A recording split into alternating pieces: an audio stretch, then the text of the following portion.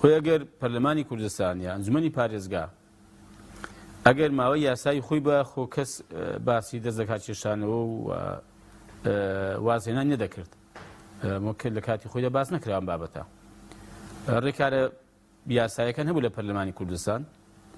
وەک بایکۆتکردن و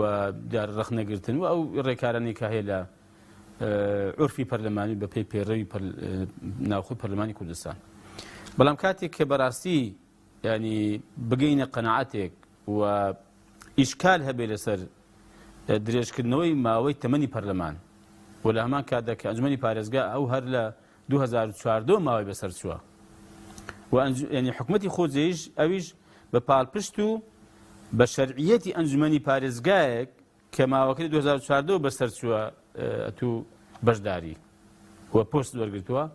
بۆیە بەڕاستی مەگوتمانە ئەمە ناکرێت حەقەتەن ئێمە ئەگەر پەرلەمانی کوردستان بە نایاسایی دەزانین کە تەمەنی درێژ کراوەتەوە بە هەمان شێوە ئەوانی دیکەش نایاساییە و نابێ بەڕاستی کەیلبی میکیالەین بێ بانێک و دوو هەوا بێ لێرە پەرلەمانی کوردستان بە نایاسایی بزانم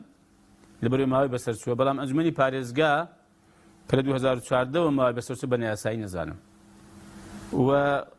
قایم قام و مەسەلەن مدینەحیە و مەسەلەن بەڕێوەبەرێکی گشتی کە لەسەر ئەو ئەساسەیە وەرمگوتوینە حکوومەتی خۆجێیی بە یاسایی بزانم کە تێدا بمێنێتەوە مەپیمانێ ئەم پرۆسەیە ینی یەک پاکێجە هەمووی پەیوەندی بەیەکەوە هەیە بۆیە پێم وایە ئەم ڕایە دروستتر بوو و بەهێزترەکە کۆمەڵ بڕیاری داوە کە لە هەمووی بکشێتەوە.